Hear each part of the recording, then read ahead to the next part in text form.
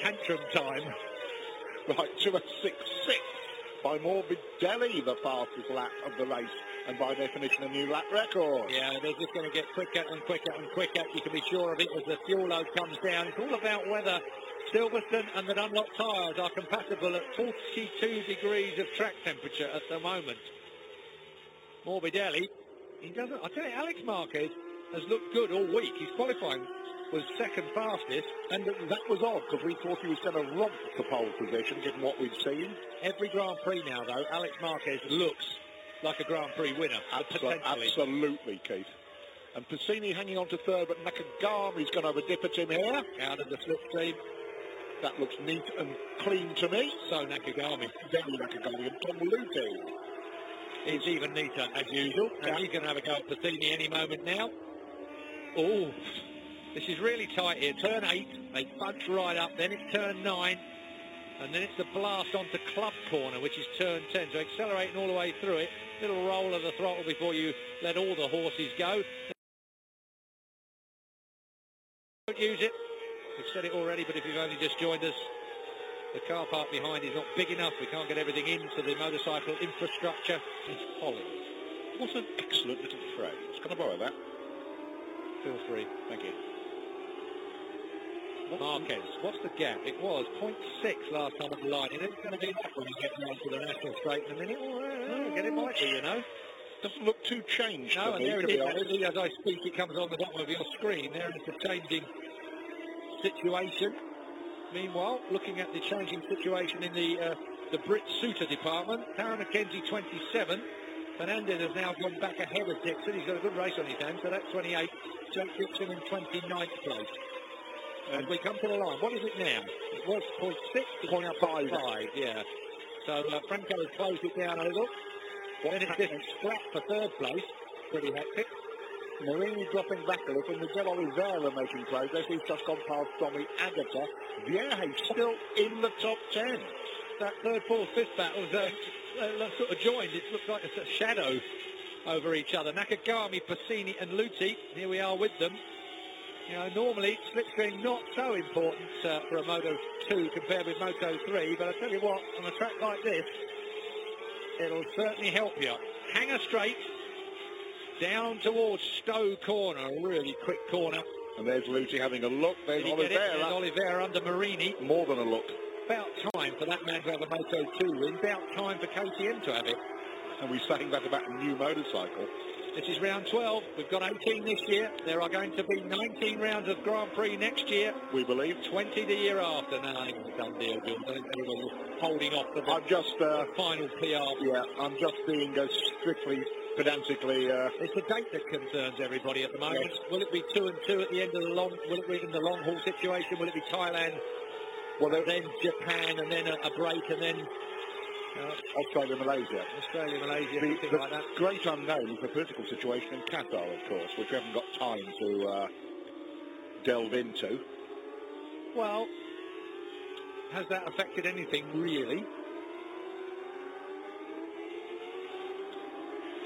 I mean, there is a question mark as to whether we should be going there anyway, but I better not go there.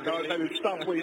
We'll just put the question there, Keith, and we'll move on. Yeah. Moto 2, third place, Nakagami, Pacini, Luthi. Looking back down the track to Oliveira, Marini, Agata are dropping off. Bagnaia in 9th place now. And then in 10th, it is Stefano Manzi, I believe. Flatter ride from Manzi, as you said, on the grid, Keith, has really not done much. Best finish of 15th, 1 point scoring place this year, and a best grid of 24. So he's qualifying this weekend from 24. He improved to 14. Remy Gardner on the other Tech 3 bike just out. Thomas. 16. Tom Luthi has taken his way past Pacini. Pacini flagging a little bit here, you know.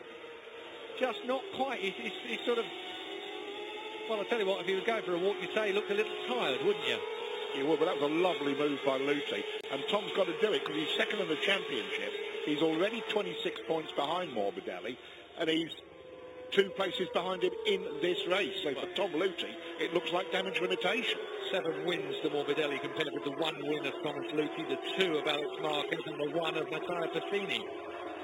Jake Dixon's just done his best lap of the race at 2:09.4. It's going to be getting quicker and quicker for him as he gets into this, into the progress of this race, and the fuel load comes down. That was quicker than the two men in front of him, Mackenzie and Fernandez. Well, Fernandez has just gone in front of Mackenzie because he was splitting the two Brits a while ago. So Raffin, Parry and Lupona, of course, because he's been down on the floor, are behind the Brit wild card.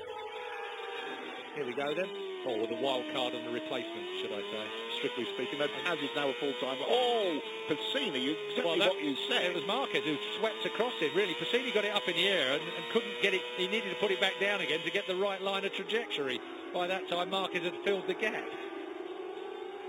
It's about right. Lovely, lovely slow-mo shot. Look at that. Yeah, it's been one we've been swooning over all week, isn't it, really? That one across the inside curve there. The two Mark VDS bikes. Marquez looking really neat and more in line. Morbidelli looking a little more loose and aggressive. Well, that I think is really the two styles, isn't it? But at the end of the day, it's down to 0.4 now. 0.5 the last lap, 0.6 the lap before. What's it going to be when we cross the line now? Over the line we go. Yeah, he's right down. So Morbidelli is right there with him there. And this is where, I've asked this question about Alex Marquez before. This is where he's got to step up that extra little bit to keep someone like Morbidelli in check. Because once Morbidelli feels like he is the superior person out on the racetrack, you've had it. Indeed. And right now, I'd say he does feel that way. We'll see if Alex Marquez has got some comeback. We were surprised, they shocked by Alex Marquez that afternoon in Valencia when he clinched his world title by fighting like a good un. He grew of age. He came of age, rather, didn't he? Grew in stature, came of age. Tell you what, he was cute there at Stowe Corner. And he looks neat. Oh, a little bump to just bring that rear end up into play. You can't see some of the very slight elevation changes here at this Silverstone track, but you just rise over the hill into that section and you can't quite see it perfectly. Helicopter passes over as the two the two Mark VDS men, I'll call them. I think we should. What happens here? First and third in the championship, Morbidelli and Marquez, the younger Marquez. Nakagami still hanging on there in third place from Luthi, who has got Pacini, and Oliveira is now on the back of Pacini. So Oliveira has dealt with Marini and Agata and has made it across a gap. Oliveira is looking pretty feisty. Those two that's got away at the front, it's a bit of a shame, really, because Oliveira's pace is quite good. I'm in the middle of the third row qualifying, Keith. That's what happens. Nakagami's... Can I just put that in context before we gloss over that? 2:07.1 for Oliveira, 2:07.5 for your race leader, 2:07.3 for your Morbidelli. So he's the fastest man out of the fast men. Chunk. So Morbidelli in the British Grand Prix, I think, haven't they? Except Mum, yes. Jan will get that better one day. I wonder if she's watching or whether she's got her eyes closed. Now, right now, she's going through purgatory because all we've said is that Taron has crashed and we can't give any other news, which, for any mum anywhere, that's the last thing you want to hear. The screen objective in mind. There's Taylor, big brother. Good-looking boy. Gets it from his mum. I was going to say Mum is really good-looking, that's right. Right, back to the serious matter. Nakagami, Keith, is taking a little bit of time out of the two Mark VDS boys in front of him. Oliveira is stuck behind Pacini. I mean, say a little bit of time. 7/10. That's a lot of time on the end of the last lap. 2:07.8 compared with the Nakagami time of 2:07.1. Yes. Yes. The Nakagami doesn't like it. I was just doing the sums to check your arithmetic. There's Oliveira, still all over Pacini, as Luthi is now eased away from these two. Luthi in fourth place, Pacini on 54th, fifth.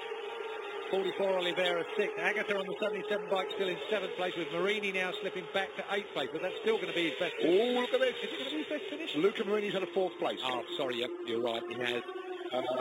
Memory, and a fifth and 2 6. Fourth it was in the Czech Republic, wasn't it? Yep.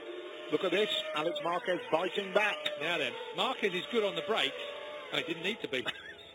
Mirror signal manoeuvre.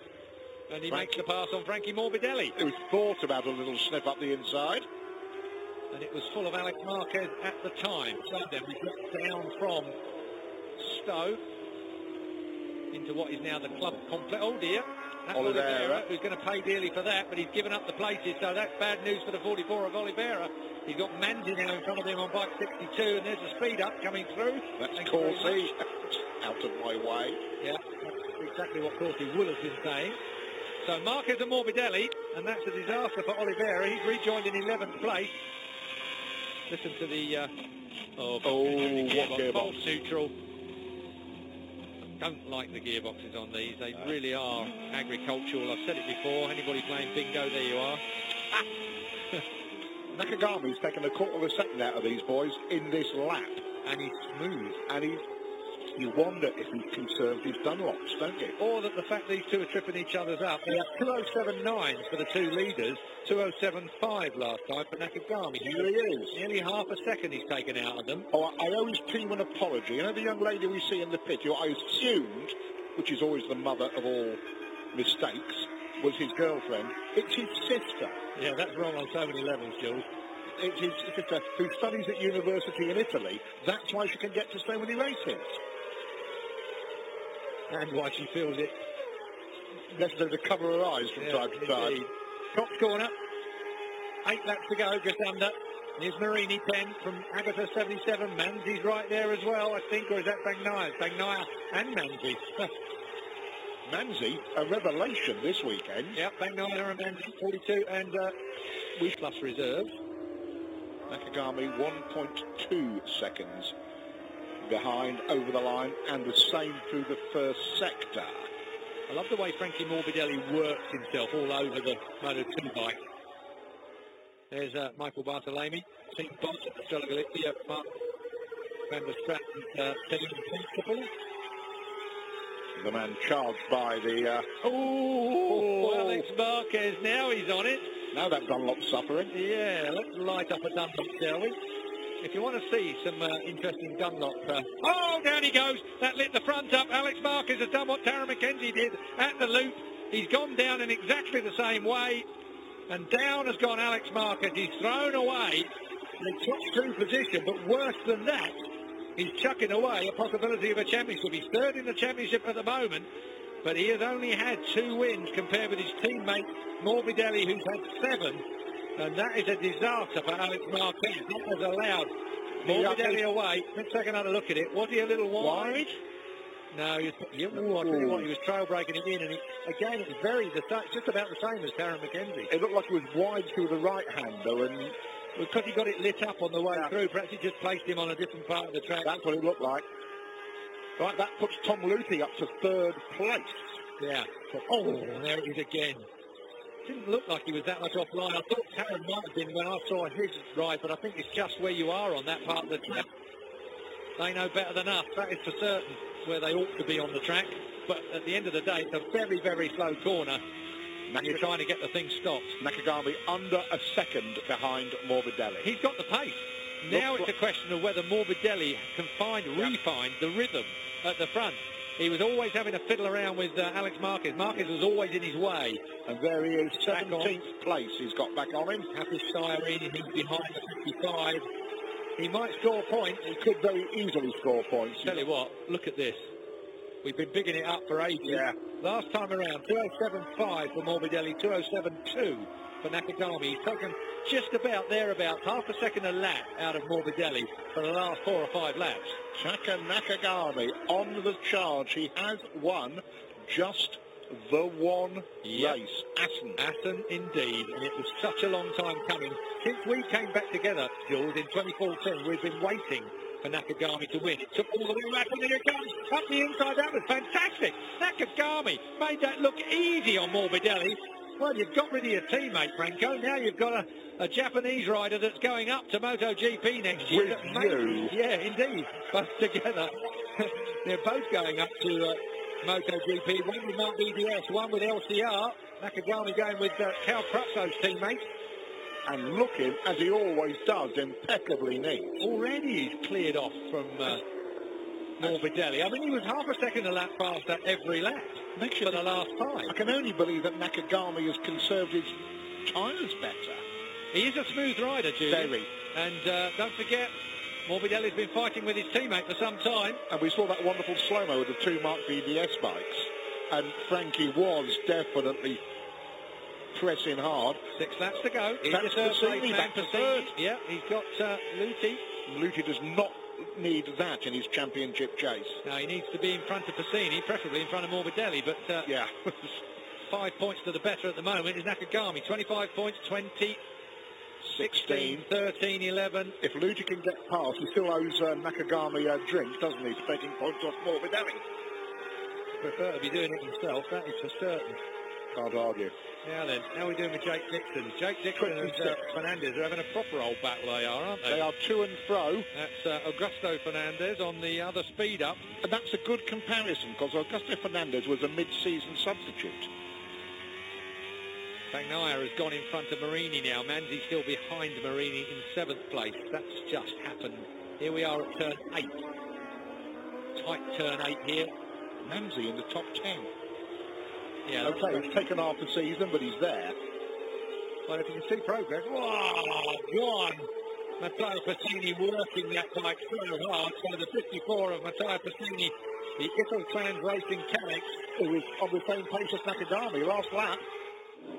Oh, who's back? Baldassari, isn't it? This is Baldassari, turn 14 again. That's catching out a lot of people, isn't it? That's the loop again where we've seen former race leader Alex Marquez out, Karen McKenzie out. Now it is Lorenzo Baldassari, who is underperforming at the moment, Jules, I think. It has to be said.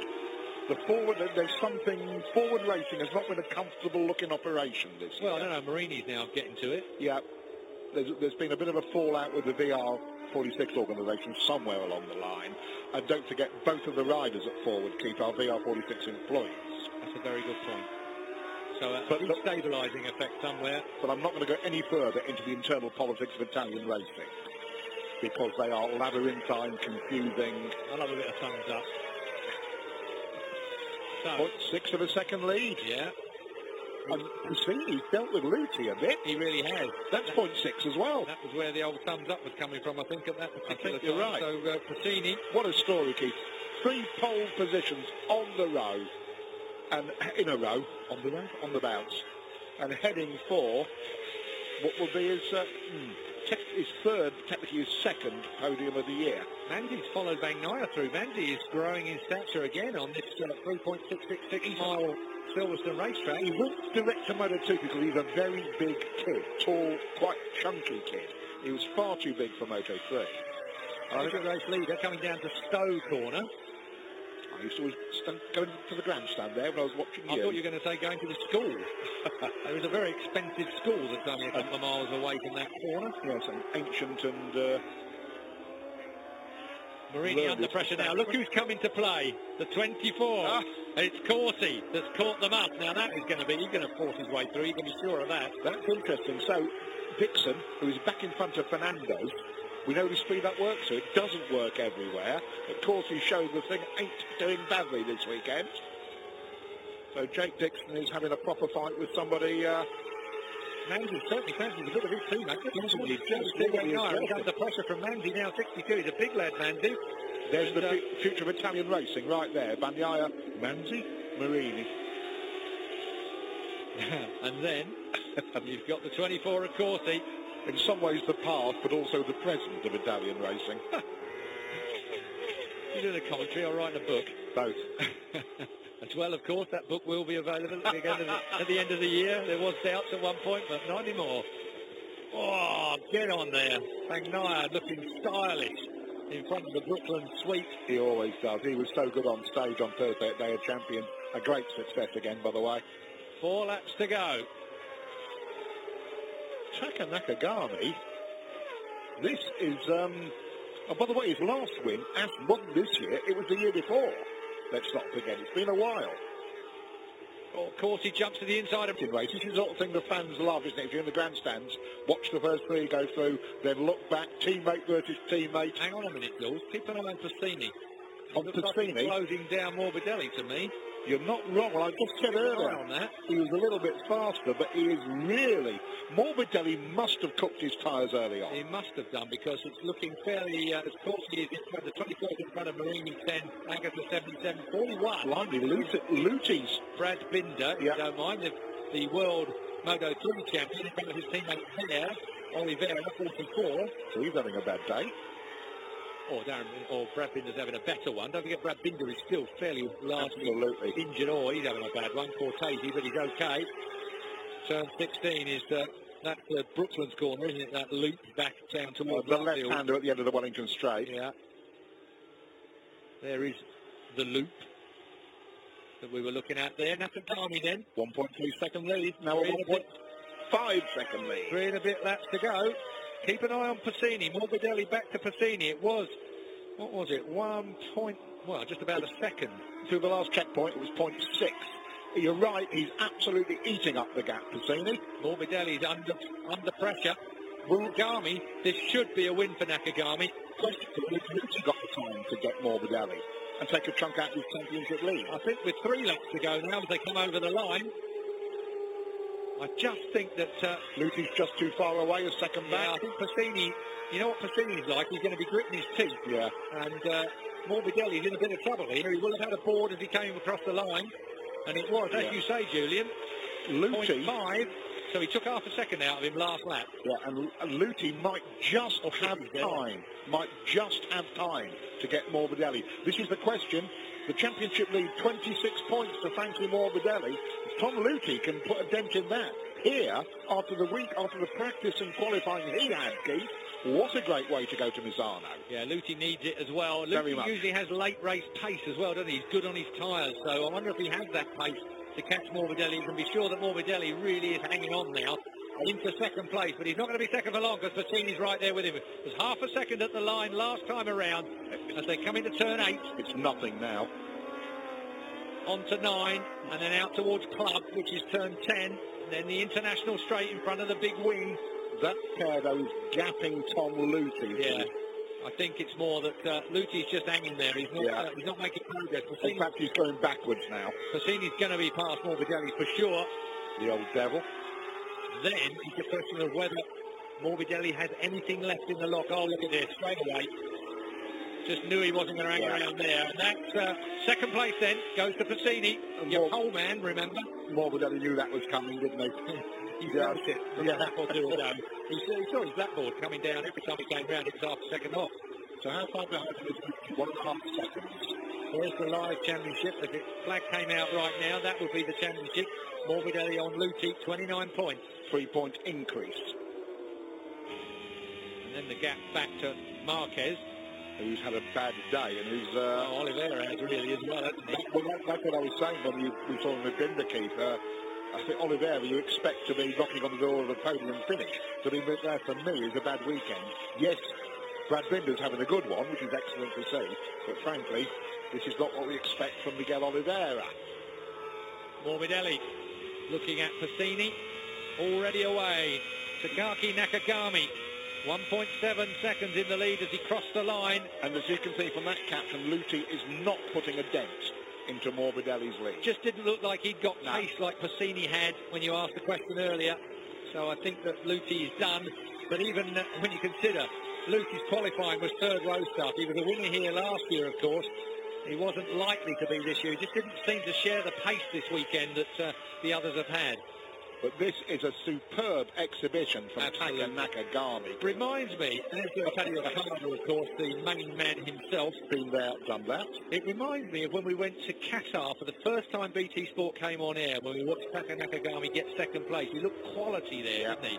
But he didn't really. Then it's a long road back for him since they excluded him from the results because of a day we have had so far today. The Moto 3 race was incredible. If you haven't seen it, you need to be watching it later on. Don't leave it too long. Take a nice stiff drink with you. And the Moto 2 race has been enthralling rather than exciting.